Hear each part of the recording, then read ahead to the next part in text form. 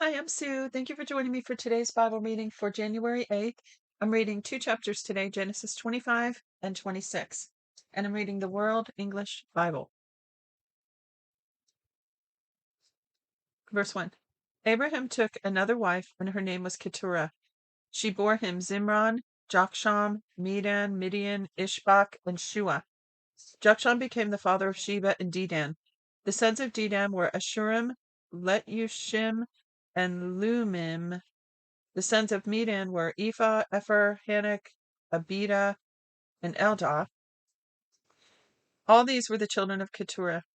Abraham gave all that he had to Isaac, but Abraham gave gifts to the sons of Abraham's concubines. So awkward sometimes the way it's worded. While he still lived, he sent them away from Isaac his son eastward to the east country. These are the days of the years of Abraham's life which he lived, 175 years.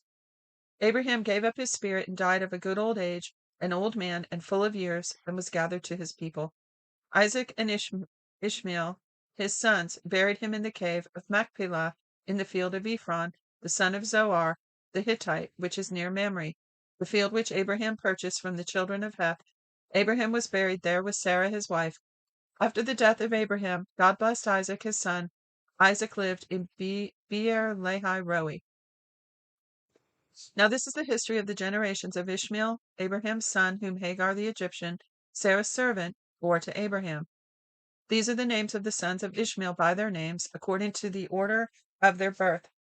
The firstborn of Ishmael, Nebaioth, then Kedar, Adbeel, Mibsam, Mishma, Duma, Massa, Hadad, Tema, Jeter, Naphish, and Kedemah.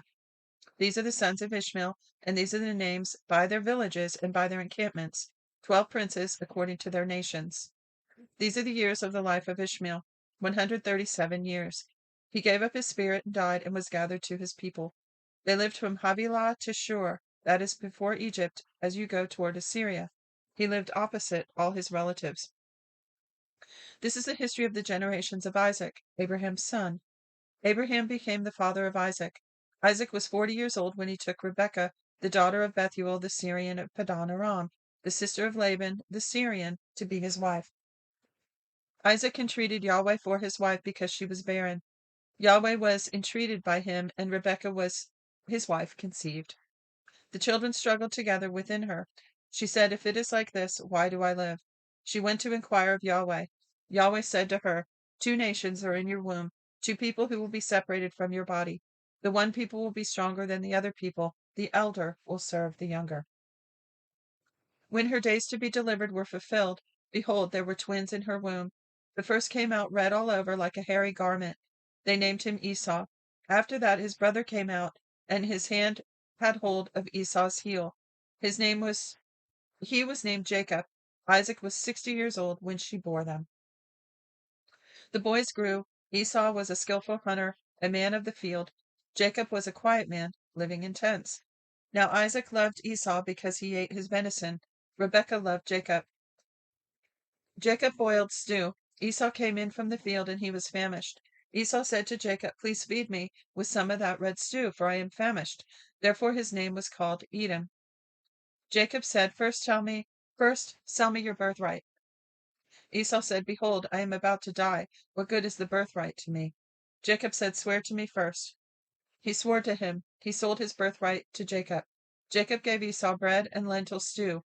He ate and drank, rose up, and went his way. So Esau despised his birthright. There was a famine in the land in addition to the first famine that was in the days of Abraham. Isaac went to Abimelech, king of the Philistines, to Gerar. Yahweh appeared to him and said, "Don't go down into Egypt. Live in the land I will tell you about. Live in this land, and I will be with you, and will bless you. For I will give to you and your offspring all these lands, and I will establish the oath which I swore to Abraham your father. I will multiply your offspring as the stars of the sky, and will give all the lands to your offspring. In your offspring all the nations of the earth will be blessed, because Abraham obeyed my voice and kept my requirements, my commandments, my statutes, and my laws." So now he's hearing it for himself, not just through his dad telling him about this promise from Yahweh. Verse 6. Isaac lived in Gerar. The men of the place asked him about his wife. He said, "She is my sister," for he was afraid to say my wife, lest he thought the men of the place might kill me for Rebekah, because she is beautiful to look at. When he had been there a long time, Abimelech, king of the Philistines, looked out at a window, not out of a window, but out at a window, and saw, and behold, Isaac was caressing Rebekah, his wife. Abimelech called Isaac and said, "Behold, surely she is your wife. Why did you say she is my sister?" Isaac said to him, "Because I said, lest I die because of her." Abimelech said, "What is this that you have done to us?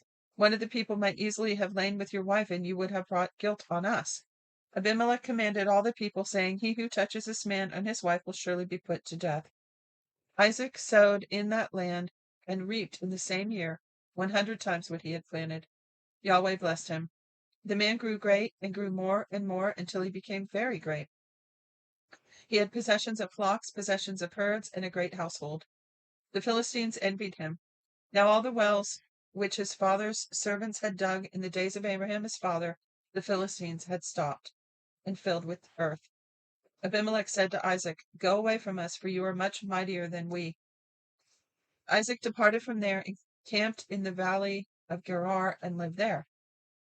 Isaac dug again the wells of water, which they had dug in the days of Abraham his father, for the Philistines had stopped them after the death of Abraham. He called their names after the names by which his father had called them, because they weren't just wells, these were memorials. I was going to say something else about that, but I won't. But Abraham did build other memorials as well to God when God had spoken to him. Verse 19. Isaac's servants dug in the valley and found there a well of flowing water. The herdsmen of Gerar argued with Isaac's herdsmen, saying, "The water is ours." So he called the name of the well Esek, because they contended with him. They dug another well, and they argued over that also. So he called its name Sitnah. Let me see what these mean. Hold on. That's a little footnote. Okay, the first one, Esek, means contention. And the second one, Sitnah, means hostility. Verse 22. He left that place and dug another well. They didn't argue over that one, so he called it Rehoboth, which means broad places. He said, "For now Yahweh has made room for us, and we will be fruitful in the land." He went up from there to Beersheba. Yahweh appeared to him in the same night and said, "I am the God of Abraham your father. Don't be afraid, for I am with you, and I will bless you and multiply your offspring for my servant Abraham's sake." He built an altar there and called on Yahweh's name and pitched his tent there. There Isaac's servants dug a well. Then Abimelech went to him from Gerar with Ahuzath, his friend, and Phicol, the captain of his army. I remember Phicol, but I don't remember that other name. Ahuzath. Verse 27. Isaac said to them, "Why have you come to me, since you hate me?" Oh, that's right. Okay. So Abimelech comes to Isaac here with, remember he had the captain of his army, Phicol, before when he spoke. I assume it's the same Abimelech when he spoke to Abraham.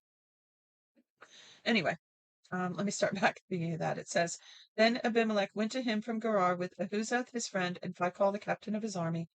Isaac said to them, "Why have you come to me, since you hate me, and have sent me away from you?" They said, "We saw plainly that Yahweh was with you. We said, Let there now be an oath between us, even between us and you, and let's make a covenant with you, that you will do us no harm, as we have not touched you, and as we have done to you nothing but good, and have sent you away in peace. You are now the blessed of Yahweh." He made them a feast, and they ate and drank. They rose up some time in the morning, and swore an oath to one another. Isaac sent them away, and they departed from him in peace. The same day Isaac's servants came and told him concerning the well which they had dug, and said to him, "We have found water." He called it Sheba, which means oath or seven. Just a minute, gotta get back to the page. So it says, "We have found water." He called it Sheba. It's Shibah. So not the other common word, Sheba, but Sheba, Shibah. So we have he called it Sheba. Therefore, the name of the city is Beersheba to this day. 34. Last two verses. When Esau was 40 years old, he took his wife Judith, the daughter of Beeri the Hittite, and Basemath, the daughter of Elon the Hittite, They grieved Isaac's and Rebekah's spirits. And that's it. That's the ending. Let me read those last two verses again. When Esau was 40 years old, he took his wife Judith, the daughter of Beeri the Hittite, and Basemath, the daughter of Elon the Hittite. They grieved Isaac's and Rebekah's spirits. And that's it. Okay, have a wonderful day or evening whenever you're listening to this. God bless you. I'm so glad you joined me. Be sure to check the description for some helpful links, including an email address by which you may get your free 1-year Bible if you like. Till next time.